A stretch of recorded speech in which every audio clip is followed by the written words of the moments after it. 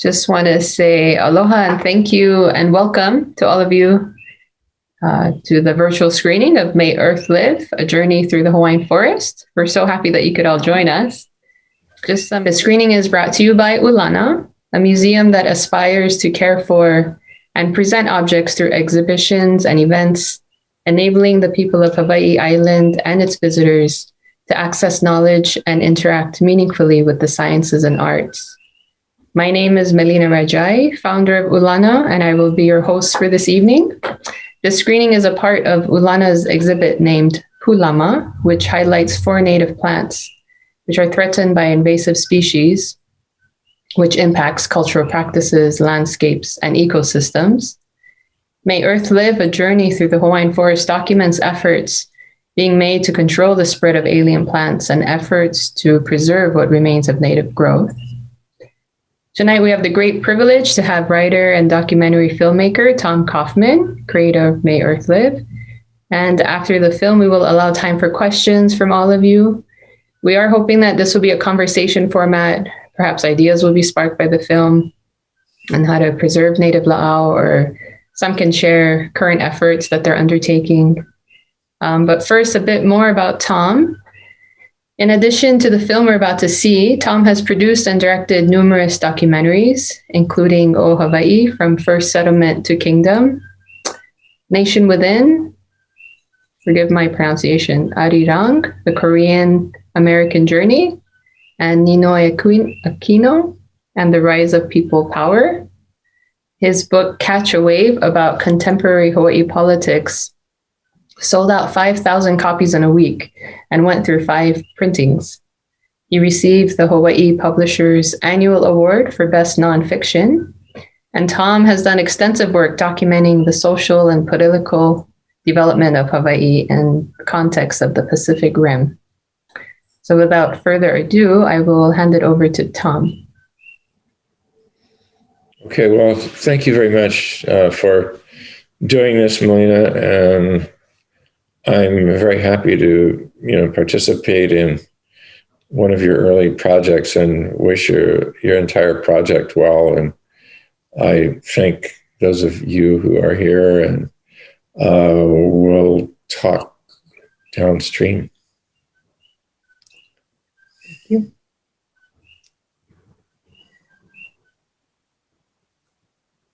Thank you, Tom. So we can go ahead and begin the film.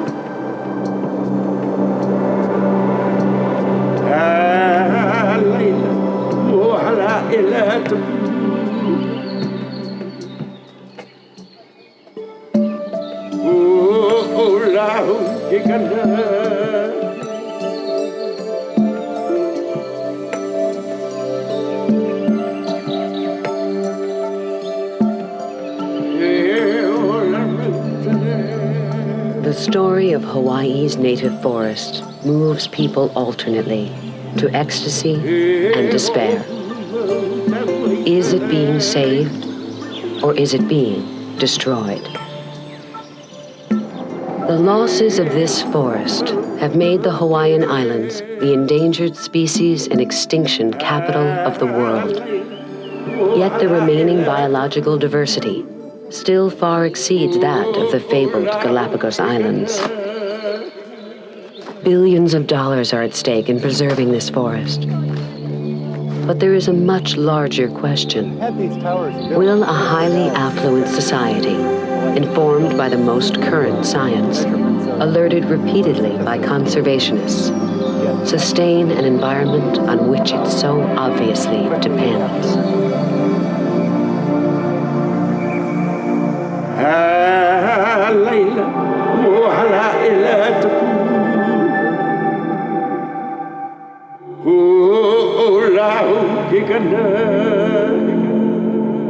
The mountains of Hawaii are covered with forests, but most native forests are typically remote, ancient places.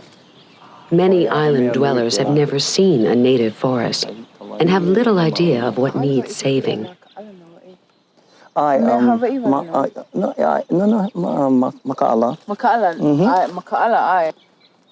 The rare visitor to the forest leaves behind the Hawaii of exotic flowers and enters a world that evolved over millions of years.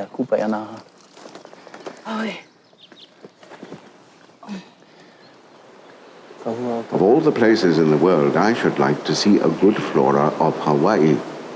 I would subscribe £50 to any collector who would go there and work. It is the most isolated group in the world, and the islands themselves well isolated from each other. Charles Darwin, naturalist.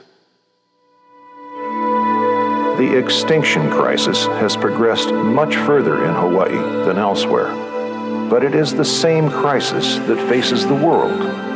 It is the edge of history. Paul Ehrlich, pioneer ecologist. The biological treasures that Darwin imagined are the subject of intense curiosity on campuses across America. Peter Vatusik roamed the forests of Hawaii as a boy, then studied forests around the earth, only to return to the places of his childhood. You guys are here.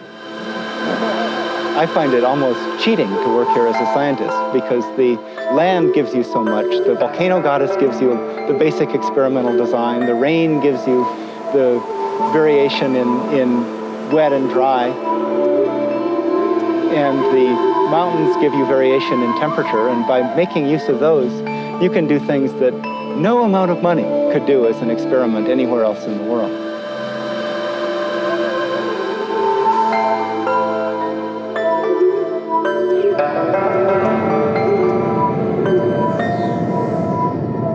The islands all arise from the same origin. They're from a hot spot of molten rock that rises up through Earth's mantle, pushes through the crust, and makes a volcano. And as the ocean plate that carries Hawaii moves over that hot spot, you get island after island forming. As the plate moves, we can say, all right, this is 4 million years old now, this is 2 million years old now, this is 100,000 years old now. And by going across space, we can look back in time.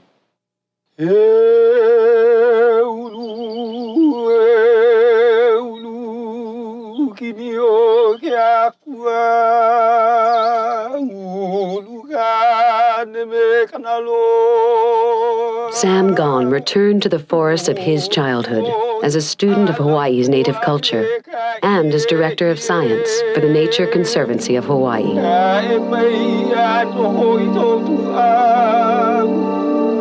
In the native view, creation occurred in the time of Po, the sweating time, the time when steam poured from the earth like sweat.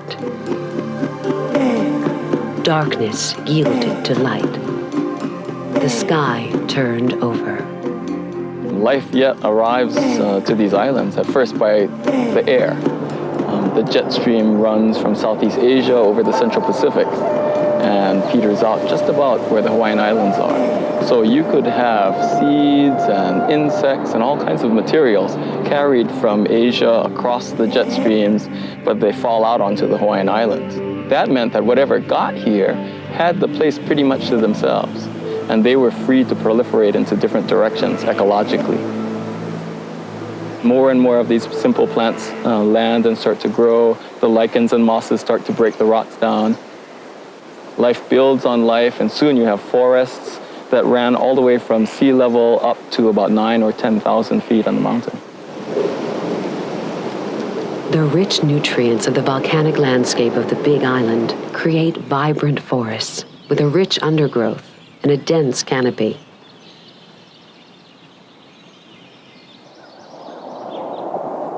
In contrast, the older part of the Big Island is a bog at high elevations, covered by a miniature forest.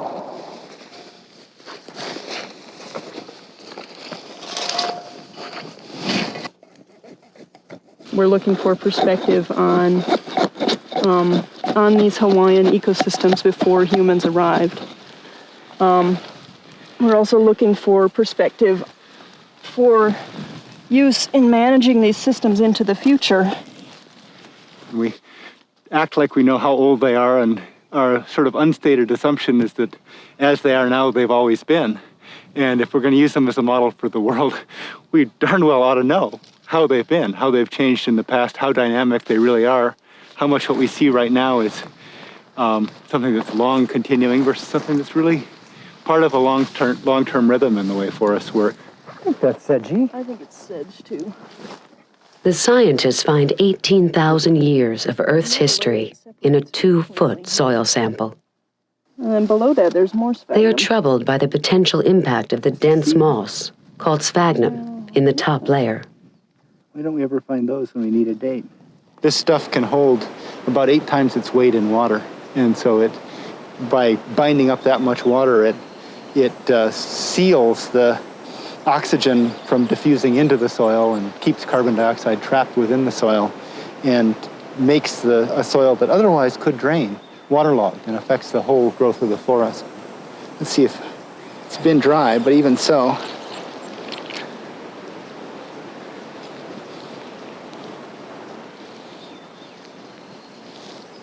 there's quite a bit of water in there. The first round of laboratory tests indicate the moss may be anywhere from 50 years old to several centuries old. If it is only 50 or so years old, the environment it covers may be in trouble. 10. The answer is more laboratory tests, a small start at creating a new and broader idea of environmental history.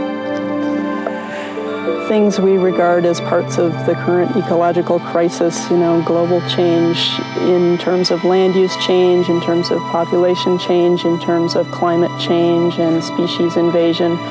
Many of those kinds of changes are accelerating rapidly now. That the perspective of time on those changes is very valuable, because in many ways we're changing the world faster now than it has ever experienced change.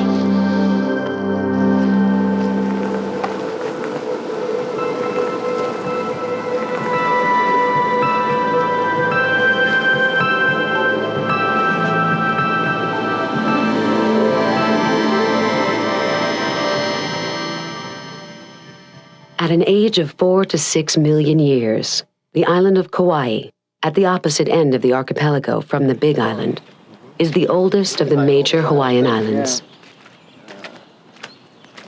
Its forests seem lush, but they are actually quite vulnerable. This old ohia trunk is beginning to break down, and then the roots just climb up and are all through it. And if you take a look here, that's one of the things that shows that this forest is really, really poor in nutrients, because anytime there's any chance to get any nutrient as this stuff breaks down, the roots will just swarm up above the ground. One set of experiments analyzes the water that falls into and mixes with this soil. If you look at the water that's leaving the soil and compare it to the water in rainfall, chemistry is exactly the same. And that's why the trees are really just living on the minerals in the rainwater and the dust. The dust of their soil samples is from the Gobi Desert in Asia. Its central importance to the forest environment of Kauai attracted scientific attention around the globe. Above that, you have it's that dust bringing phosphorus from Central Asia in tiny, tiny amounts that keeps the forest going in the long run. So it's not just people and plants and animals that come from other places to Hawaii and make their homes here. Even the soil, even the minerals in the soil are blown in from Asia. We have these towers set up to get access to the canopy, so you can both measure the properties of individual leaves, and also you can get a really good overall view of the forest. The old-growth forest, living in a nearly zero nutrient system, truly exemplifies the fragile balance of nature. We're so used to thinking within our own lifetime, we don't really conceive, or it's really hard to conceive of plants growing in the same habitat for millions of years, so long that they have fine-tuned everything about themselves, the way they grow, the size at maturity, the way their root systems are. Everything here reflects millions of years of adaptation to this particular kind of environment. Hawaii's best-known symbol of adaptation is the ohia tree, a plant that grows slowly, a conserver of water. A single ancestral ohia was transformed into hundreds of widely varied sizes, shapes, and colors, ranging across Hawaii's diverse landscape. Ohia is the most gorgeous flowering tree I've ever seen, with spines of rose crimson blossoms borne on the old wood, blazing among its shining, many-tinted leaves. Isabella Bird, traveler to Hawaii in 1873.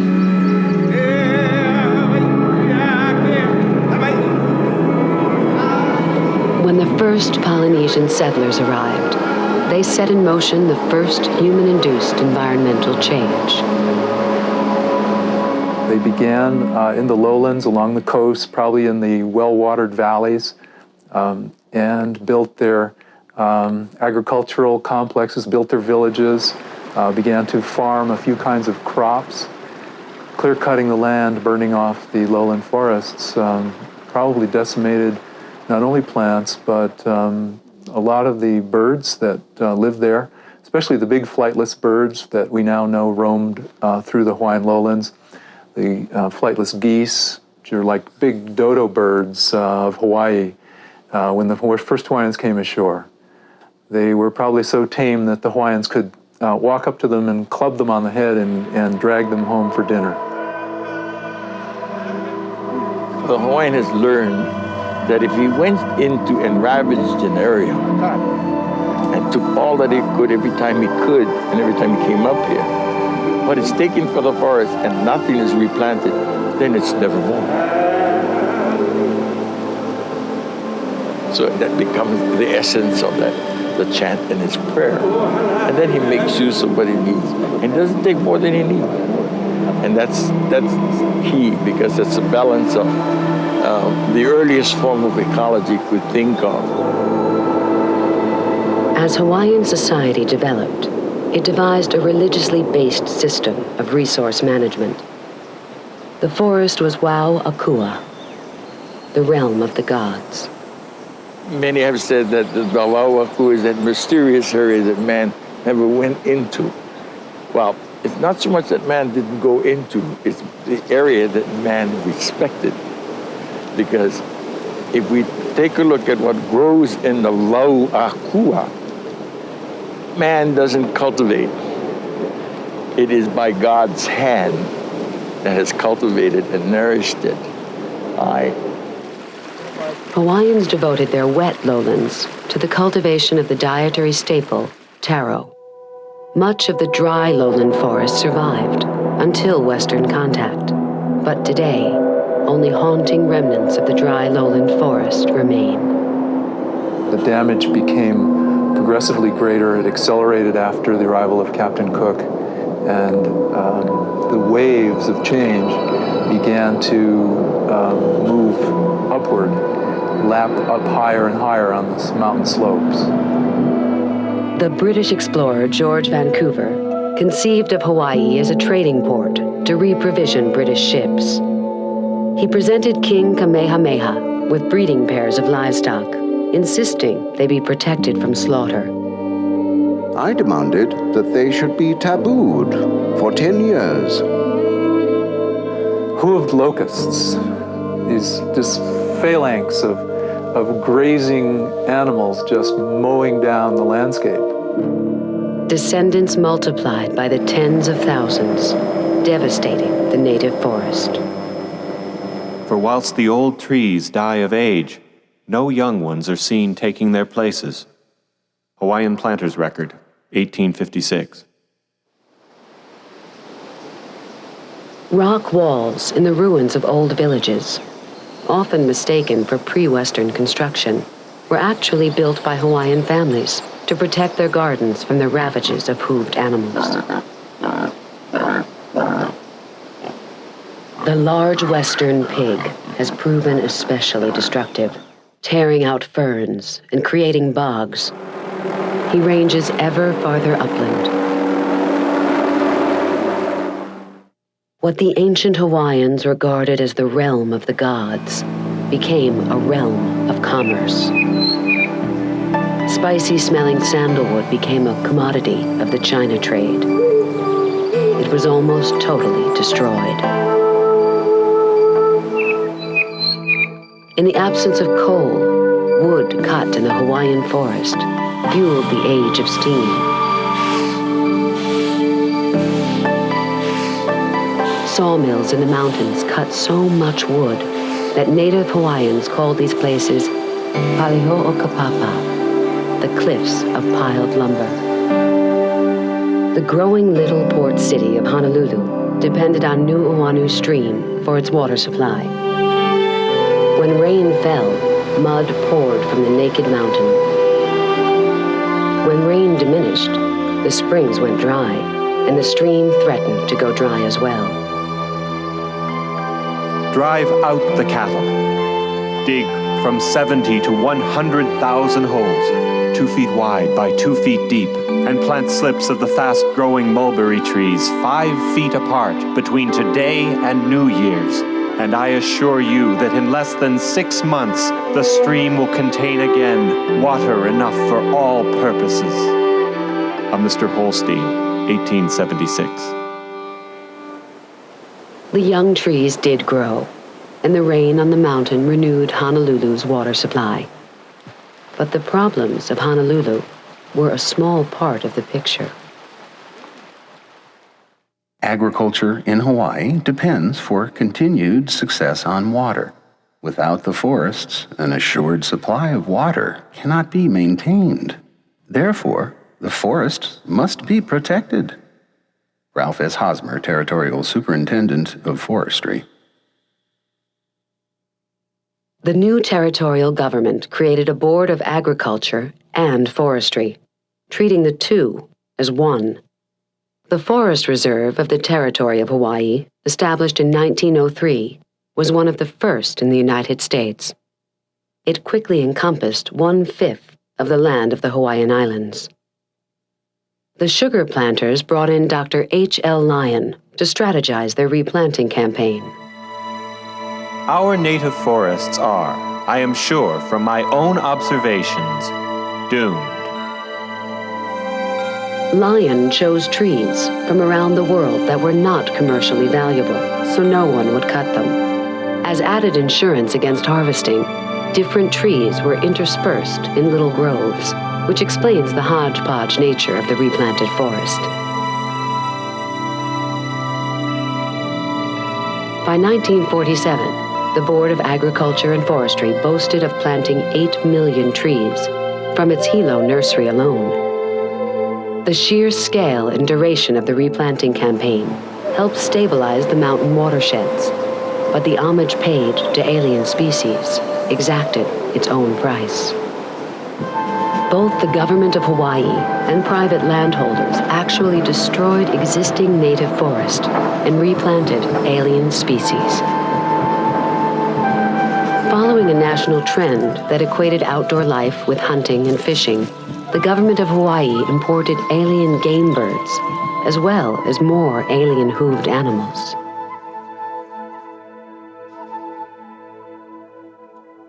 It was, nowadays, ecologists would have just gone through the roof. No way can this be done, should this be done. But in those days, anything went. There were very few voices raised in defense of the native Hawaiian forests and ecosystems.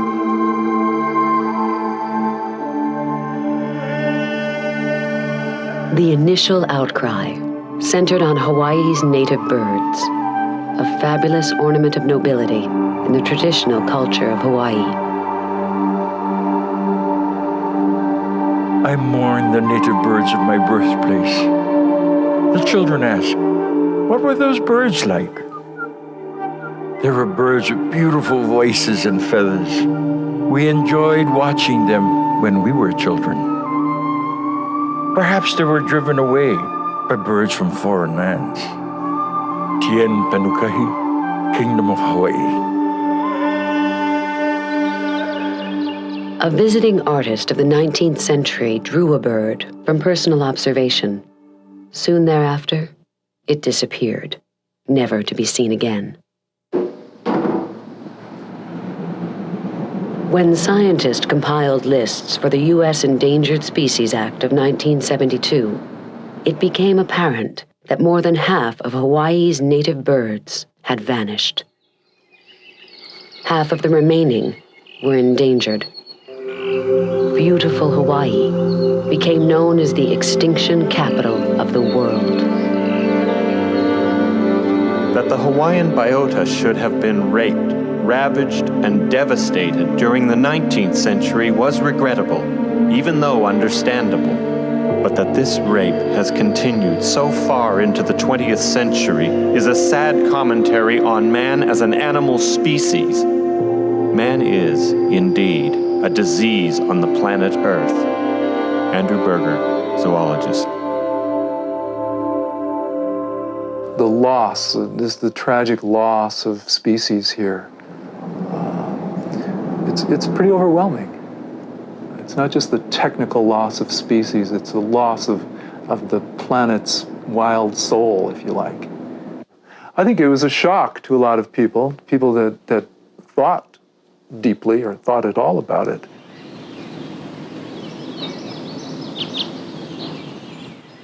Heightened awareness of Hawaii's immense diversity and immense catastrophe led to the creation of intensive care wards, which preserve and expand the breeding stock of endangered birds.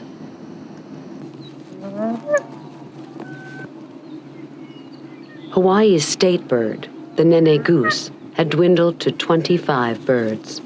It is still on the endangered list, but its recovery is a symbol of hope.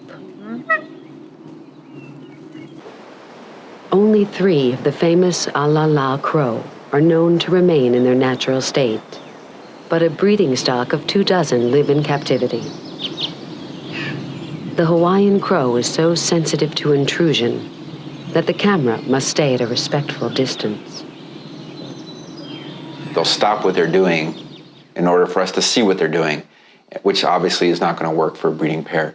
So the only thing we can really do is to monitor the activity levels of the birds as they go through courtship and copulation and egg laying and incubation to make sure that they're doing their job.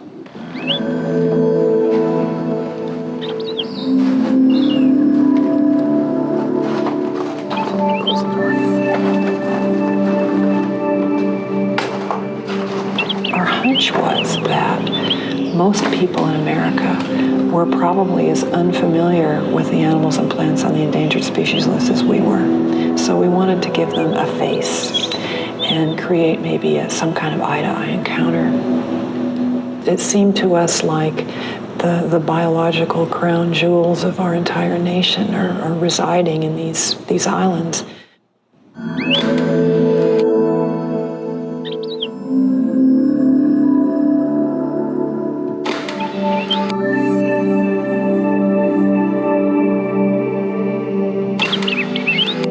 I think I have a lot of patience to sit with this bird, but I have no patience for the point of view that says it's too late, can't do anything about it anyway. What good is it? I mean, what good is this creature? I might as well ask the question, what good am I?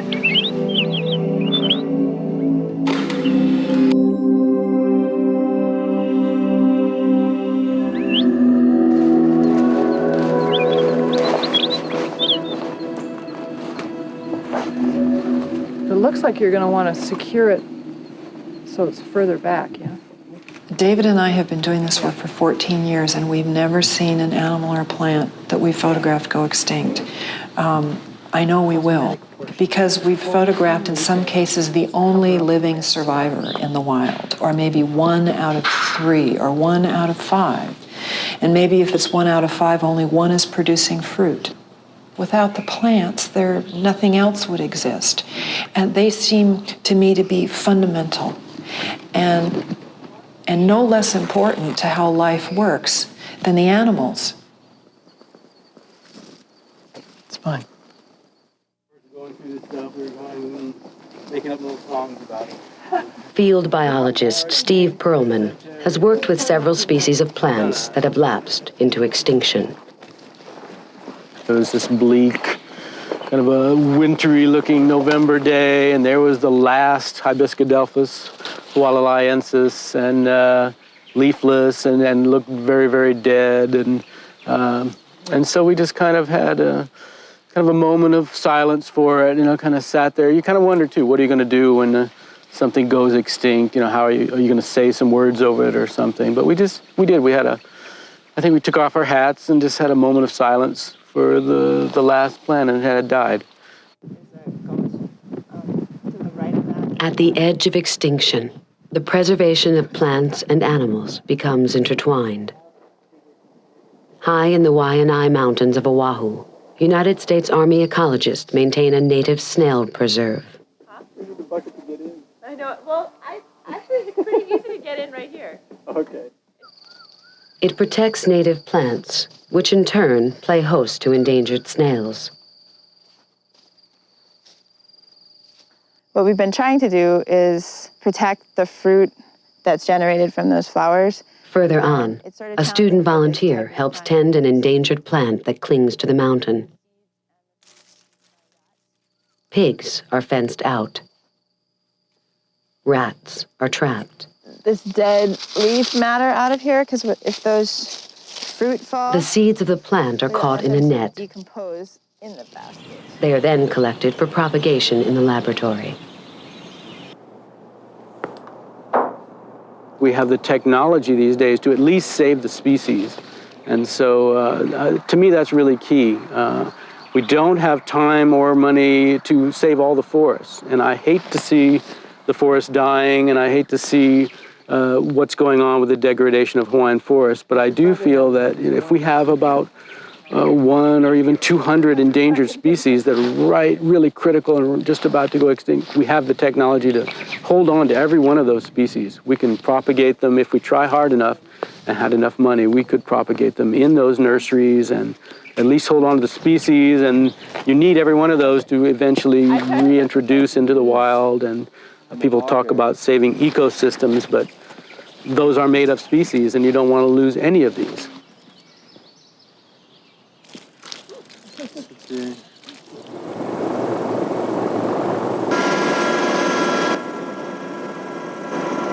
The expense, and sometimes the futility, of trying to save an endangered species have led conservationists to work on preserving entire native ecosystems.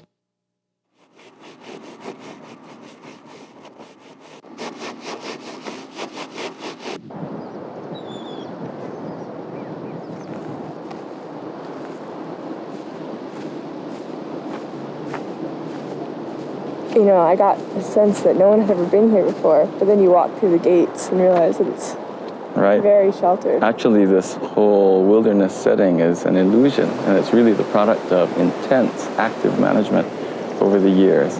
How many kinds of things have been done to keep this place functioning as a native ecosystem? Garbage bags full from volunteers over the years. Probably truckloads of sphagnum moss have been removed from this low forest. So between weed control, feral animal control, a boardwalk for management access, there's actually been an amazing amount of energy and human volunteer hours put into this place to keep it in the shape that it's in.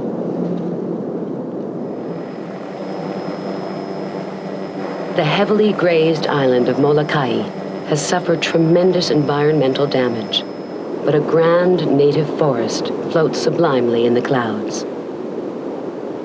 The preservation campaign on Molokai is an ambitious effort to actively manage a native forest. The road is, here we go. Main means by which we can bring management to this place.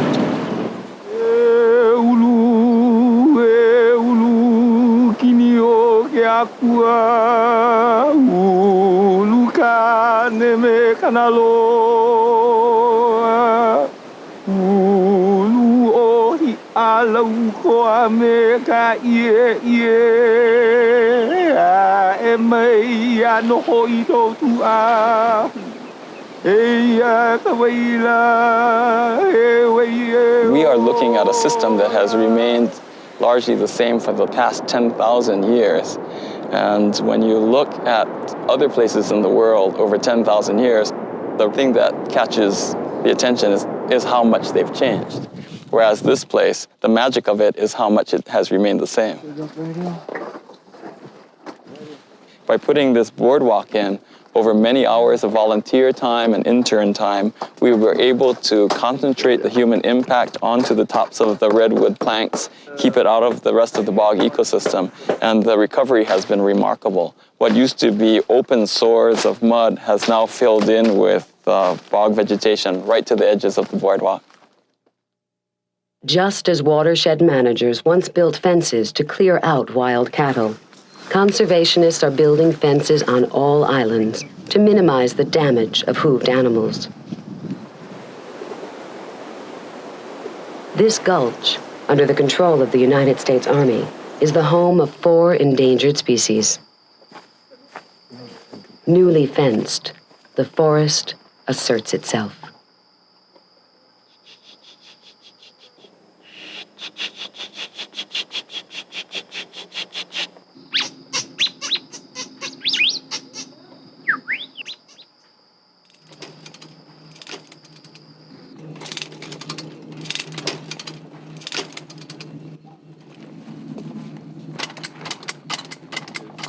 On the eastern slopes of the island of Maui, the Nature Conservancy fenced off and managed one of the first bird preserves. On adjoining land, the state of Hawaii's Forestry Division created a natural area preserve. This, in turn, joined the pioneering efforts of the Haleakala National Park. The benefits of management are creating a vivid contrast to the effects of neglect. The continuing supremacy of goats on the south flank of Maui has turned a dryland mountain forest into a cauldron of dust and erosion. Down the mountainside, the research of archaeologist Patrick Kirch has documented what happens when forests are destroyed. What we're looking at here is a stream bed right behind you guys, worn down to bedrock, blue rock, basalt, and this kind of erosion implies a lot of water flow in the past.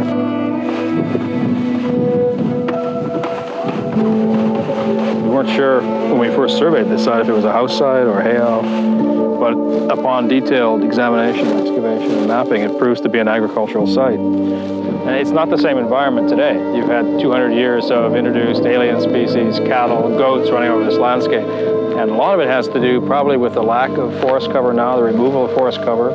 That leads to a sort of desertification, if you will. Loss of water, the soil's not holding water. The soil's exposed then, you get wind erosion, soil reduction. And all of these things accumulate to create a much harsher environment than existed previously.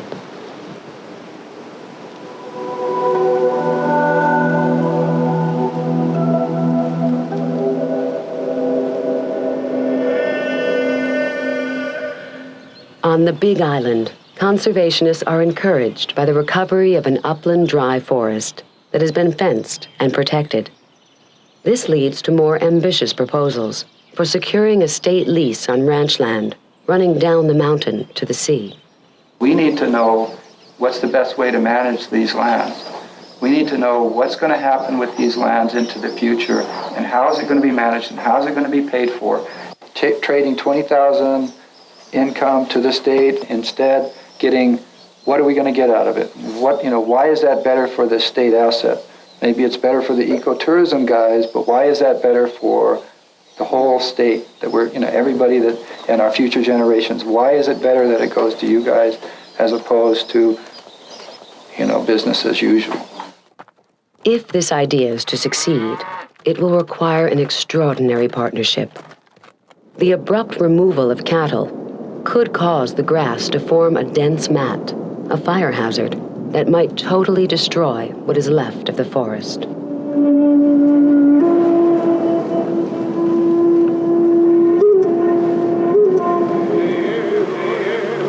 May heavens continue to live. May the earth continue to live. May the rains continue to dampen the earth.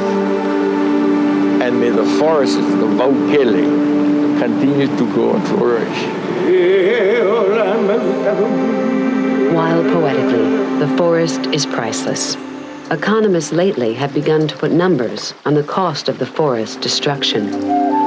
For water replacement alone, the price of a serious disturbance to the forest supporting Honolulu would be $1.5 billion. The additional cost to streams, soils, beaches, and coral reefs would be many times that amount. The need to preserve water supplies has stimulated new partnerships among conservationists, landowners, and government agencies.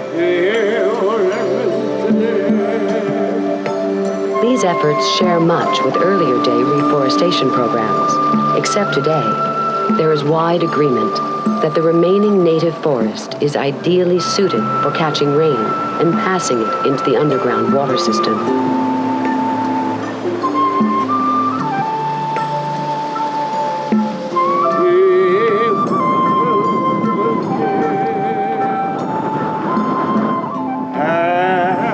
It's just like a giant living sponge. Who can put a price living in the middle of ocean of hundreds of millions of miles of salt water, on these tiny islands? Who can put a price on the value of that fresh water? Without it, we have no life. Private and public landholders first coalesced to actively manage the native forest of East Maui. This was followed by watershed partnerships to protect forest around the islands, including the sparsely populated island of Molokai.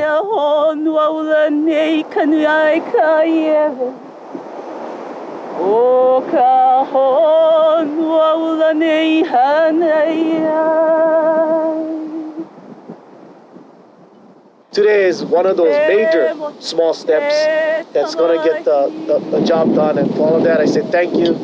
For all the partners, the landowners, thank you for participating, because without you, we could not have done it. And from here, we're making models that other areas, other islands will copy and emulate, because we have found a way to do it right. And the way to do it right is through partnerships. So once again, thank you, thank you, thank you. A forester described extinction in Hawaii as a wave of death moving uphill. An early Western settler brought the strawberry guava to Hawaii. Old-time foresters still remember replanting it along mountain trails to delight the hiker. Its fruit is sweet. Its wood is beautiful. It kills everything in its way. The African tulip tree fills wet gullies. The yellow ginger blossom tends to take over the floor of the forest.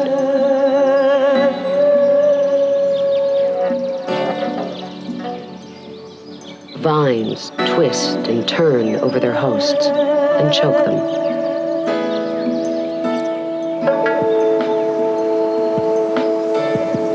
The next invader could be another insidious beauty. This wondrous plant from South America is a melastome, memorable for its leaf within a leaf pattern. It was legally imported into a botanical garden, then jumped quickly from valley to valley and island to island. It greets a visitor to the upland of Oahu. It partially invades the shaded niche of a delicate native fern. A few feet away, powered by more direct sunlight, it squeezes out the competition altogether. Another melastome, Tibucina, turns a pansy-like face to visitors as they arrive at the world-famous Hawaii Volcanoes National Park. It quickly grows to 15 feet or more, overwhelming its competitors. The most destructive melastome is Myconia, again legally imported from South America in 1961 by a plant collector. What lover of plants would not be attracted by nature's design of Myconia? Its shallow roots will take hold in the most marginal wet soils.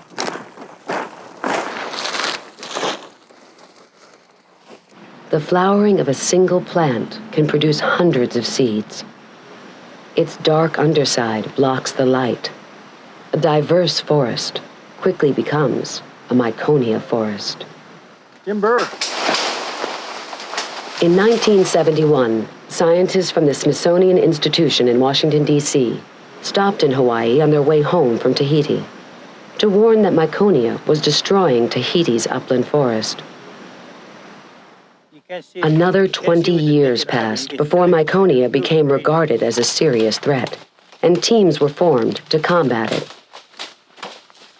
Foresters believe the infestation has been controlled on the island of Oahu and may be controlled on Maui. The greatest danger is to the rich forest of the Big Island, where Myconia had the longest lead time. I've dreamt about having it just pop up, and I'm just pulling it, and it's just growing faster than I can pull up. Hello, Myconia Hotline. Okay, let's see, where did you find it? Okay, it's purplish on the bottom, or it's... There are scientists who think the window of opportunity for the Big Island has closed. But people who do battle on the front line believe the issue is human will. I became confident after about a year being in the job, knowing that we've covered so much ground, and then you get to go back to that site and you go, okay, there's only a few seedlings that I need to control. It's not rocket science. Killing a tree and keeping the area free of the tree is known, and we just need dedicated people that will do that. Look at what happened to the ground. Before that used to be really nice pasture land with grass and animals. In doing this for almost 3 years now, I sort of run an informal survey when I bump into the public.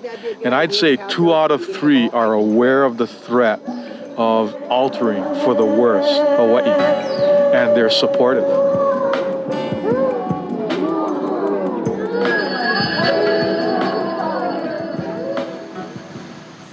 Perhaps the core issue is maintaining a balance in the environment in the face of rapid change.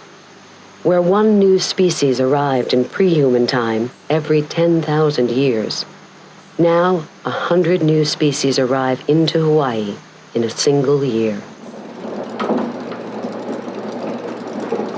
Bishop Museum in Honolulu has been cataloging the ecosystems of Hawaii for a century.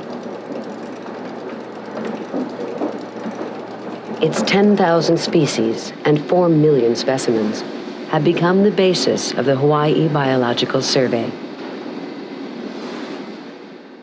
I think we're the only state in the Union that has a complete inventory of its plants and animals, and we lead certainly many countries in that regard. Basically, if you want to know what you have to go out and gather it and identify it, and that's what these collections are all about. They also are a basis for our understanding those species that may be coming in or have come into the state from somewhere else, alien species. And we do routinely generate information for land management, for public policy making, for environmental assessments and decisions and so forth at a level and a quality vastly higher than is common in other places. Actually, one of the things that has been really surprising to us is that there's probably a lot more species out there than we think. We started out with certain groups, for example, Serona is one, it's a bug. It was only known from one species, and a researcher came out here, started studying them, and ended up with 50. Ironically, the moss that perplexed Peter Vitousek in Kohala is a native species. But scientists now ask if it has taken on the behavior of an alien invader. From lead dating tests conducted on the soil sample, Dr. Vitousek and Sarah Hotchkiss learn how long it has taken the moss to grow. This is much more change than I would have ever imagined on that time scale. That was 40 years ago, and the lead and the cesium are telling us about the same things. So the top 1.5 feet of that core that we dug out when we were with you in the field has all come in the last 40 years or so. The fact that you see this extent of recent rapid change is worrying, because we're looking at places that we think of as the ones that are least affected. It's the kind of thing you'd expect to see over thousands of years, and it seems to be happening over 60 years. The journey through the native forest says that nothing remains as it was. As people realize this essential truth, the idea of wilderness gives way to an idea that is struggling to be born. An idea that humans must constantly care for and manage the entire land-sea environment.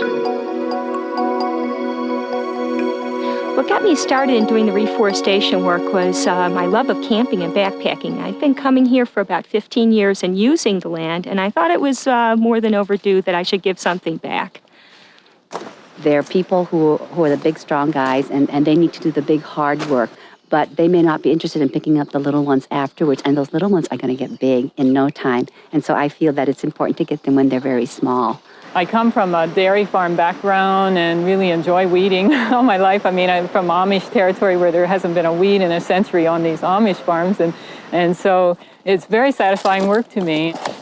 And of course, a program like this, there's no end in sight. I mean, the weeds will always be with us, so we hope to continue for a long time. I hope you all have a wonderful spring break. Be safe and aloha.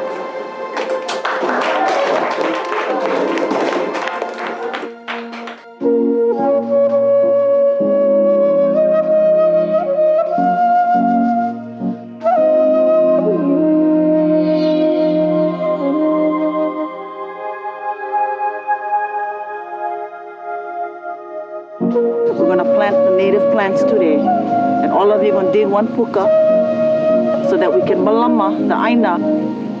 What we plant is not so much the plants. We plant our ha in the soil, in the lepo of the soil, to dedicate ourselves to the future of Hawaiʻi, to do what is good, to work for the peace and the love and the lokahi, the unity of all people.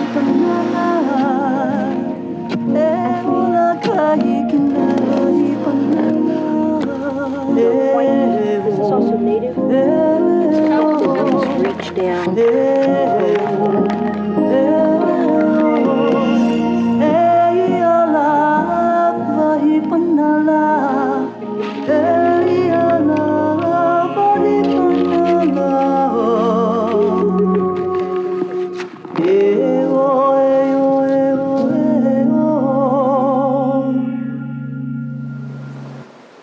What does the future hold?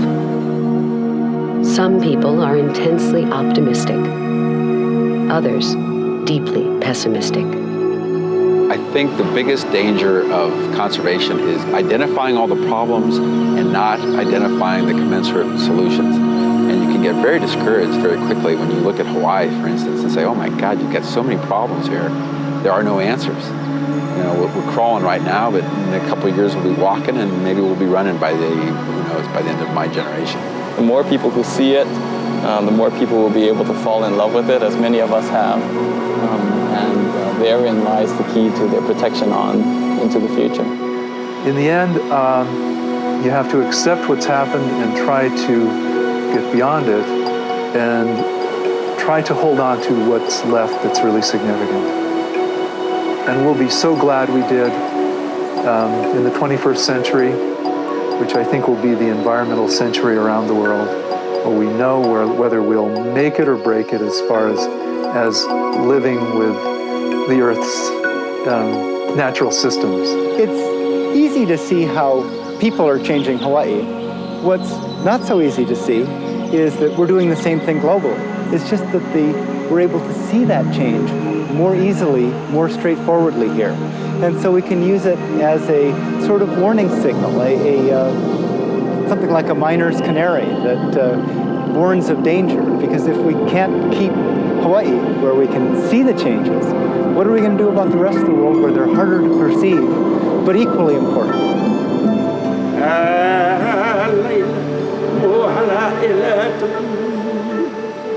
It's a prayer that says Ho'ola'aina, which means may life come back to the land. And to me, the most important line in that whole chant, which is fantastic because it gives us sort of an ecological balanced line to our kupuna and the way they looked at things.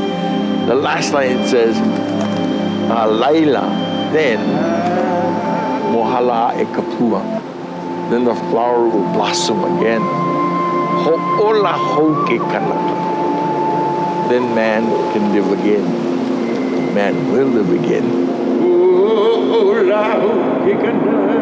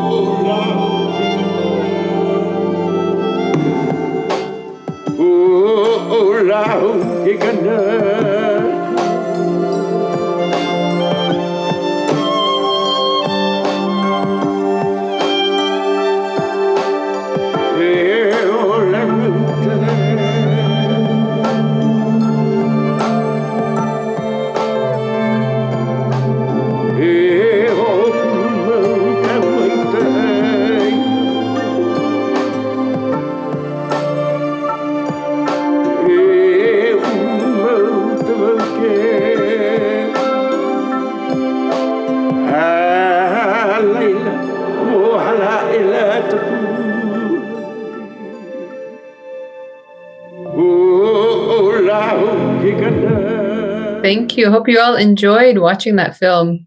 Every time I watch it, I learn something new. It's such a rich resource. My name is Melina.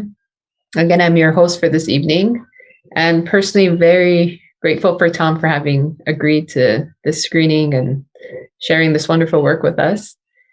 Since there's a number of folks that joined us during the film, I'll just quickly share again that this is being recorded and it will be made available later online on Ulana's website. But as promised, we will be opening up the space for questions and conversations around conservation. And you can either type your questions in the chat box, or if you'd like to speak, you can raise your hand or virtually raise your hand and we can call on you to unmute yourself. While you're typing or thinking, I'd like to pass it over to Tom. I know that there's an initiative that he wanted to share about, which the part at the end when we saw the youth planting plants, it kind of reminded me of this initiative of the Youth Corps that you're sharing about. So I'll hand it over to you, and yeah, thank you. Yeah, thanks a lot. The film for me, and I think generally raises so many issues and dimensions that, I feel like, we should have a discussion that goes on far, far into the night, and then tomorrow start over. And what I know compared to what some of the other people who are on the and watching know is modest indeed. But this was, for me, a wonderful experience that, first of all, my friend Grady Timmons is on there. Grady helped facilitate through Nature Conservancy and some of their programs, and some other people who are concerned about environmental management. And I think, in the 17 so years that it was made, the subject of global warming has, greatly altered or expanded. I'd say greatly expanded the threat, but it's greatly altered the conversation. And there are, this film exclusively focused on the native forest. There are people who are working in the environment who started on the ocean and particularly started with restoration of Hawaiian fish ponds. And that is excruciating, difficult, but good work. Walter Riddy's on here. I think maybe Kevin Chang is on here. And it calls out people to eventually work their way Malka with stream management, stream restoration, and then forest management. And I think it's important to seize on whatever dynamic we can seize on to get a lot more people involved in this. And seeing the fact that the native forest is essentially unseen is one of the big problems, and is one of the reasons why we made this film. But people, the legislature, for example, ignore the native forest. The native area reserve system, the funds get raided when the budget gets tight, just notoriously, for example. And what it reflects is a lack of widespread involvement. The potential for widespread involvement is, I think, working our way up the mountain and into the forest. And there's a Hawaii Youth Corps movement going on. It may surprise you to know that there's a Hawaii Youth Corps on the books of DLNR. It's in chapter 193. But it doesn't exist. Through Kupu, which some of you know about, there is a Hawaii Youth Corps program, which in the CARES, in the response to the CARES Act, 300 young people were engaged in working on the environment for somewhere between 6 weeks and 3 months. And that program just ended. But the push that I and Donna Wong and Representative Patrick Branco, and I hope a lot of other people are going to be engaged in, is making the CARES Act work on a much larger scale on behalf of involving young people. We've got 14,000 high school graduates last year graduated into an economy with a huge unemployment rate. We have 5,000 college graduates. Same thing. The need from all directions are urgent and imminent. And the CARES Act potentially could have been much bigger than it was in this last round. The governor cut it from, there was an appropriation for 36 million. The number then went down to 10 million, and the number again went down to 5 million or so. And tons of money went unused. If we get organized, we can capture that initiative and fulfill a tremendous, gaping need.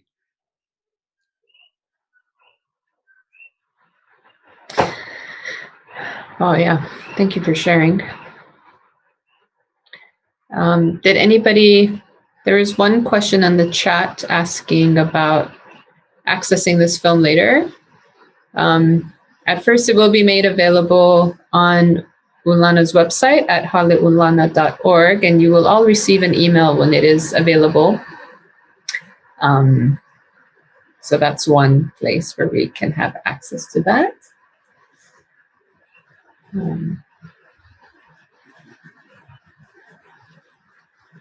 Just checking if anybody's. There's a great scout environment with that there. I saw Nelson Ho is with us. Walter Vitty's out there someplace. Bill Tam, and I don't know who else, but talk to me. And invite you to go ahead and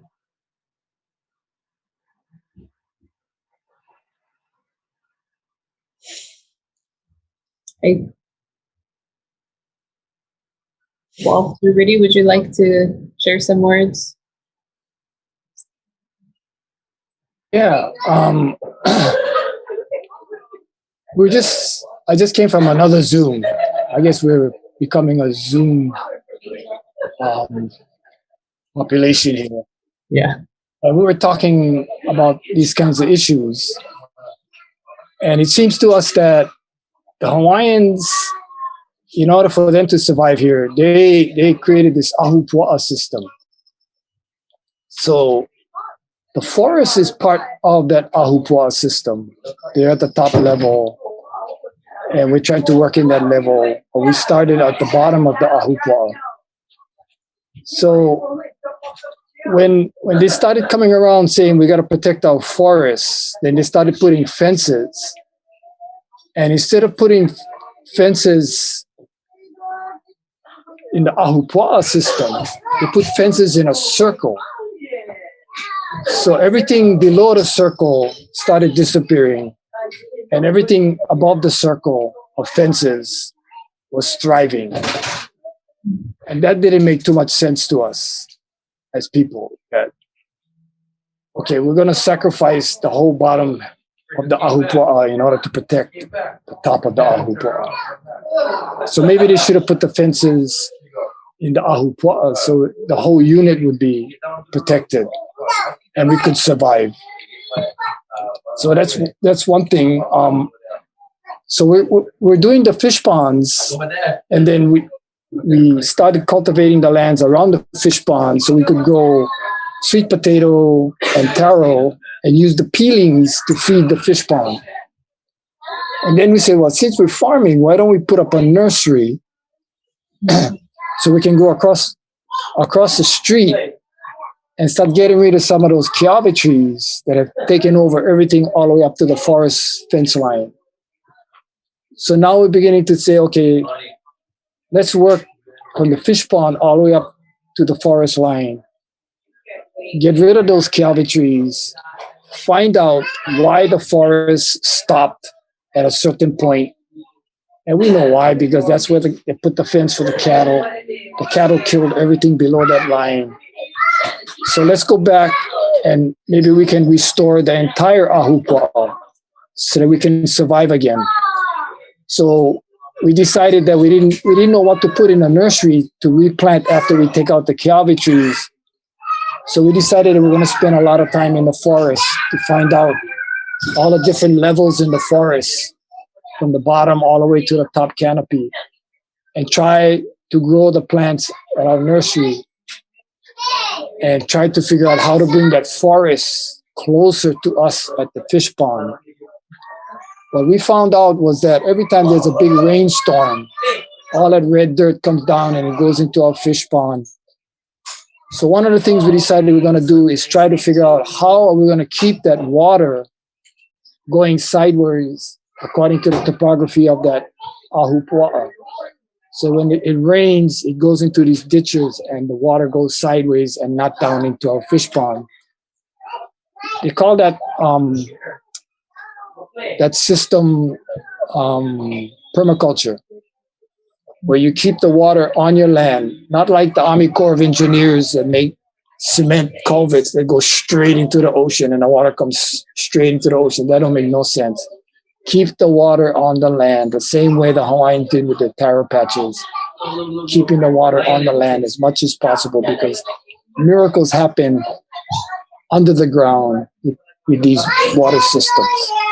So I just wanted to throw that out there, that we got to keep in mind, don't make the same mistake of operating your islands along the coastline or in circles, like the SMA system and all, the DLNR is responsible for the shoreline and somebody else is responsible a little bit more Mauka. No, it goes Mauka Makai.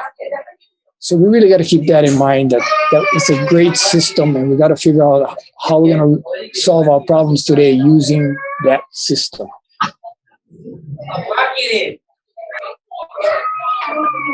Is Kevin here? Kevin Chang?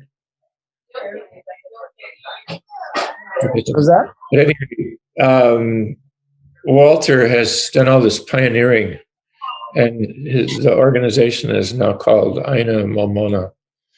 I remember like 40-some years ago, Walter has me up, dragging me around the forest. It's like I'm, surviving visiting Walter. And he tells me, see all this red dirt and all this horrible erosion. He said, someday we're going to replant the forest, And I thought, oh my God, I had never heard of such an idea. And they're replanting the forest, it's incremental, but that's what they're doing. Nelson, you want to weigh in? And Tom Pete, from Hawaii Island. Nelson Ho has pulled more weeds. He was in the film. He's pulled more weeds. He's done more management probably than maybe anybody in Hawaii. Yeah. Well, I just chatted to everybody that watching this historical piece, I felt depressed because I think as far as like Myconia, which I was personally involved in for over 7 years, it's a loss on the Big Island. That the $1 million and 7 years of effort that I participated in lasted about 14 years, and then it dissolved. And it dissolved because there was no state courage to continue the eradication control. And since then, I've lost track of how many other species have gained footholds onto the Big Island and the rest of the archipelago. But I guess I've retreated, like the Hawaiian forest, I've retreated to the highest slopes. And where I started out back in the 80s protecting the Hawaiian rainforest from geothermal industrialization at Waiakele, I've gone back and now one of the last stands is on the summit of Mauna Kea, where we're trying to keep that summit from industrialization by the University of Hawaii and the international astronomy community. And I guess my message to everybody who's watching tonight is that I think we're we're losing, we've lost a lot. Back in the 90s and the 80s, we were talking about the remains of a rainbow, which was the incredible biodiversity of Hawaii before, humans arrived. And I think it's even more tattered than when those two great photographers came to Hawaii to document what was left. So I'd like to bring this group's attention to Project Drawdown. It was started by Paul Hawken back in 2014. And if there's any hope, because he addresses climate change and environmental disasters. And he has a recipe, it's all in the book, about what the solutions are for energy use, the future of the planet, global climate change, all of that he's addressed. And I'll stop talking after I say the two things that I glom onto is, number one, educate women, because they will be the leaders. And by that, I mean children, females, they will be the leaders of the future, not the men. And number two is, if you do anything, support the indigenous peoples around the world to take care of the resources, because the Western leadership, Western philosophy has failed. It's just leading to the resource extraction of the planet. And we're here today in 2021 because of it. And so, I support what Walter is doing, with the fish ponds, from Koholave to chaining himself to the road, blocking the TMT telescope from going up to the summit of Mauna Kea. So that's my piece. Thank you. So Tom? Hi, Tom. Yeah, since you mentioned, and because Nelson and I are often testifying at hearings or standing on the road of Mauna Kea together, let me just add one thing to what Nelson said. The DLNR consistently, and the land board in particular, is at great fault for the failures that Nelson just talked about. Not just on Mauna Kea, but consistently. And that really has to be discussed, even if some members of the board are friends, nominally friends of the environmental community, or have in the past contributed to conservation, but now are consistently siding with the developers. So I think that on the Mauna Kea thing, the DLNR has been the main problem for many years, but you can look at issue after issue after issue after issue. That board and that agency has been failing in its required duty for decades. And they need to be, the spotlight needs to be on them and on the individuals who are on it, because otherwise you won't have, they're one of the main political problems that we've got in the state. And I would use the word malfeasance, which, by the way, is a generous term for what they've been doing.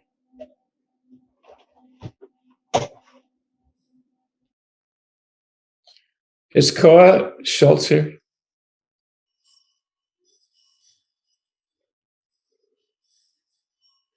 I guess not.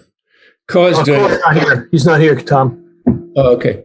Koa's in charge of the, basically the restoration of the Heia Ahupua'a, which started with the restoration. It started with the restoration of the enormous pond. And then there was stream restoration and a lot of restoration of the land around the stream for, growing kalo and other agricultural purposes. And from there, it heads upland. And so that is another project in which the work has been animated by starting next to the ocean rather than starting in the mountains. So in a way, if I had the luxury of and the backing to redo this film, I would start in the fish ponds and go Malka. Good idea.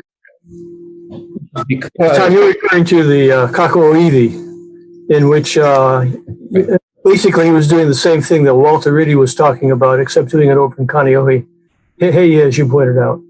And he's been very successful in getting grants. He's worked with Nature Conservancy on that also. And right now they've gone taken a step further, and they're building a poi mill. And they were able to use, I believe, CARES money to forward that project. Yeah, I think they got a little CARES money anyway. Kupu ended up administering the recruitment and hiring of the 300 young people.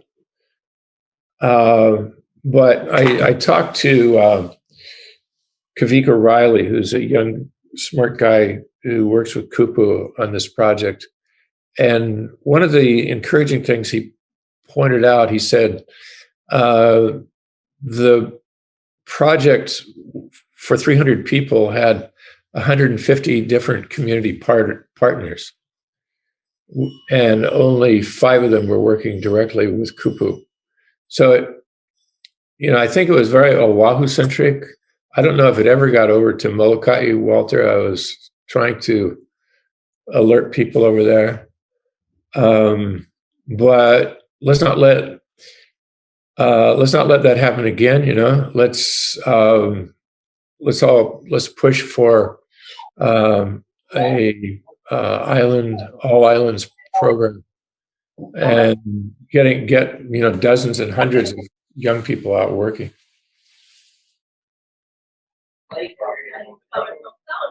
Yeah, that's the trick we try to figure out. How do you create jobs that actually build the environment, instead of just creating jobs that keep taking from the environment, whether it's in the ocean or on the land. Yeah. And I stay up nights trying to figure that one out. I know presidents before, when they had huge needs for jobs, were able to use government monies to create jobs, whether it's for infrastructure or planting trees or whatever. But somehow during this pandemic, we got to figure out how to create jobs that's going to bring our environment back.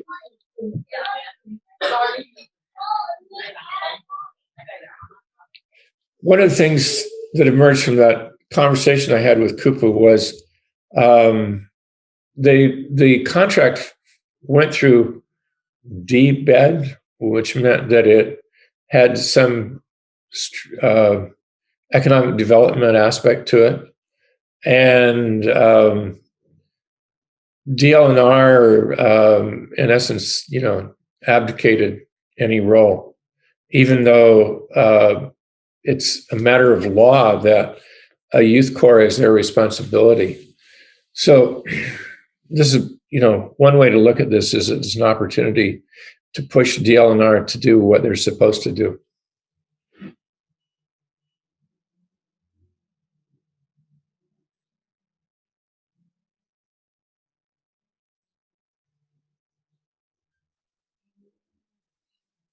Sounds like we have our marching orders.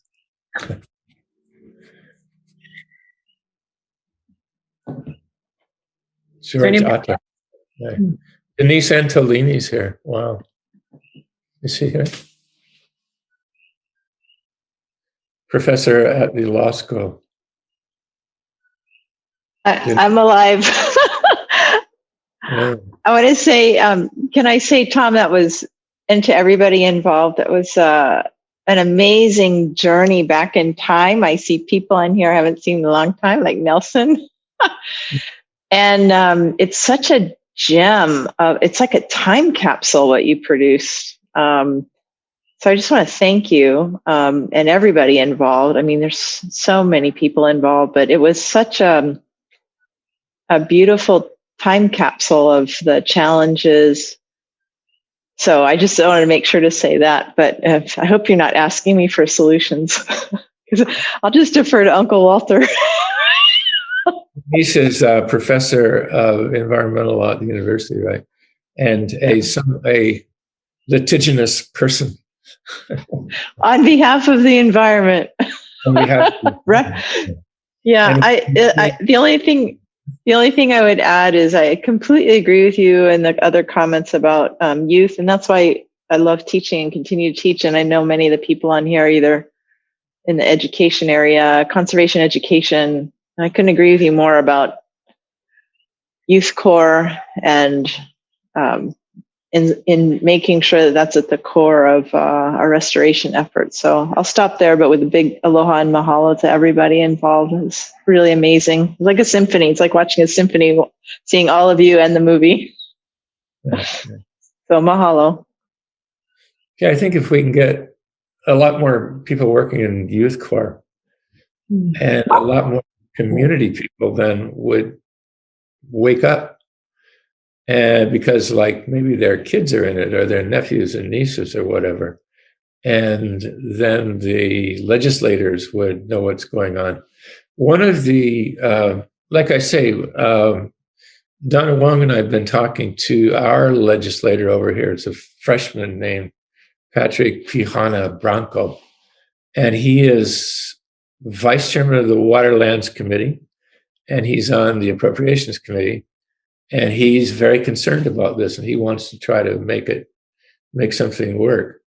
But we've all got to make these links somehow and wake up the legislature, because the ruling thing is balance the budget and raid the money from environmental funds, which is, it's an outrage.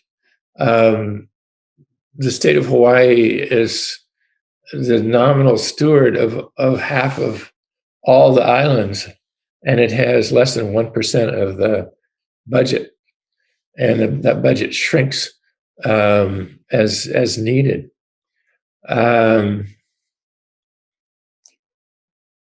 When I did the film, I found a state senator on Maui who actually was very concerned about this. He would go up in the West Maui Mountains every few weeks at least to hunt the deer that had migrated from Haleakala into the West Maui Mountains, and we're starting to do the deer type of hooved animal destruction. And so I said to him, I said, you really care about this, and you're really conversant on it. You know about ungulates and all that sort of thing. And I said, how many people in the legislature are there who are conversant in the sense that you're conversant? And he said, myself and one other person out of 76. So that's part of the challenge. Grady, you want to add anything? Grady Timmons was part godfather to this film.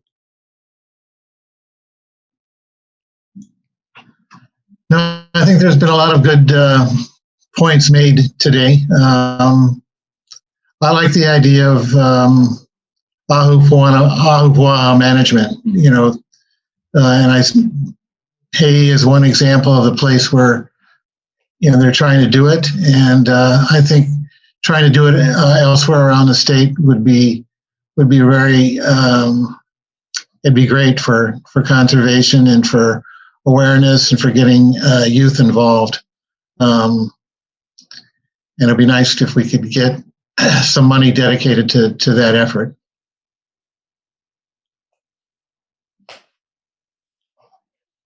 Anybody else? Who else is here?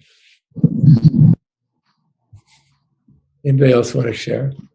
Let me see who's here. Catherine sent a lovely message in the chat. Would you like to actually share? No. Bill Tam, is Bill still with us? Bill. Hi, Tom. Tom. Kathy, am I unmuted here? Yes. Yes, I just wanted to say thank you. That film was just beautiful. It took me back in time, and I just appreciated the photography, the language, the educational value. Just well done, and thank you. And I wanted to mention, this is not why I'm here, and so I feel kind of embarrassed to even mention it because it sounds like I'm plugging something that I did. But it reminded me that last summer, during COVID time, it was the perfect time for me to work on some of my old work as well. I probably did this around the time you made the movie. This is a children's, it was published by Island Heritage. Anyway, it's a series, and this is the forest one. I asked David Boynton to write the text to it. Maybe some of you remember David. And that's back available for any teachers or anybody else who wants to get a copy. It's now on Amazon and .com. So I wanted to mention that. Good. Kathy is a biologist, and my across the street neighbor. We shuffle books in time of COVID. We shuffle our books back and forth through mailboxes. Books about that guy who was president before this one, for example. Very consoling to be able to have a mailbox exchange and topics of mutual interest. Is Bill Tam still with us or not? Yes, Tom. Bill, because let me say about Tam that Bill Tam knows more about water than probably anyone. I don't think that's hyperbole.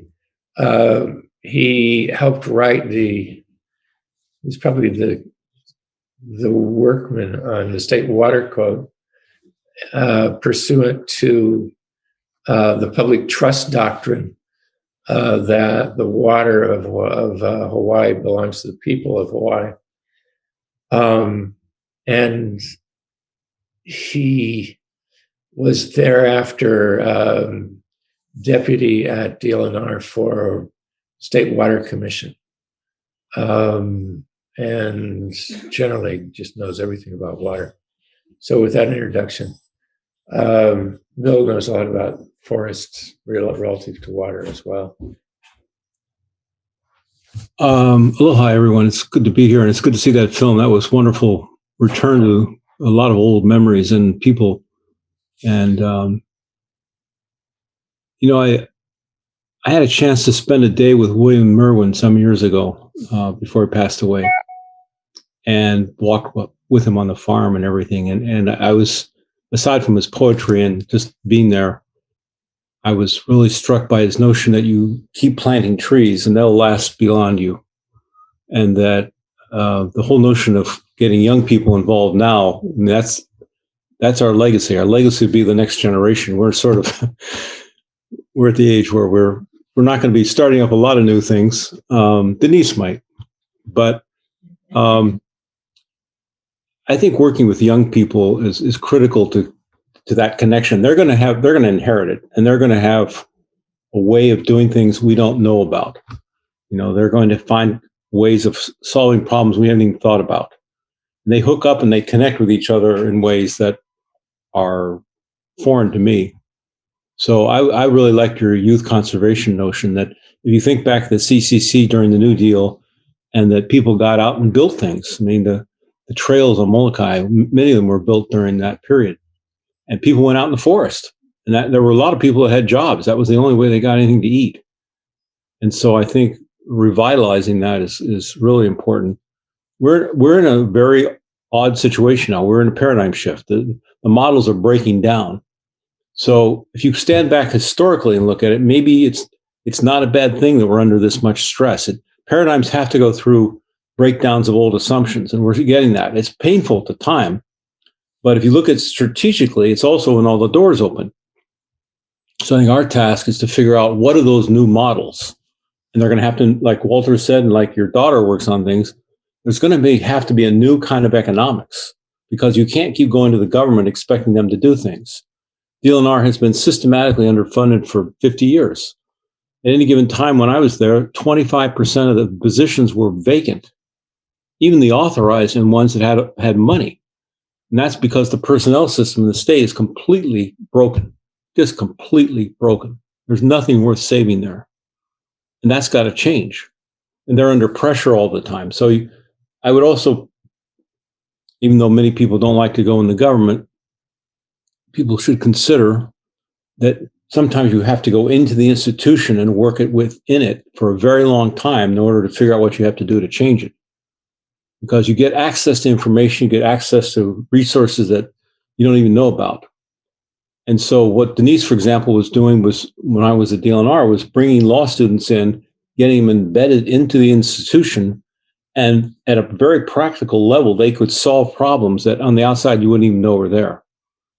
And it's hard and it's painful in many ways, but it's worth doing because you get to be present when you make the decisions. From bringing lawsuits from the outside is a very awkward way to change things. It's very slow, but changing people's minds and getting them into the institutions can make a lot of difference. And their jobs. I mean, one of the things people don't know about is there's a lot of, first of all, the enforcement actions. And again, Denise had a major role in this along with the man who's head of DoCare. There's now a whole philosophy change of enforcement away from being police officers to being old kinds of conservation officers, which is the way it used to be. And there's a new recent graduate class that's just come out.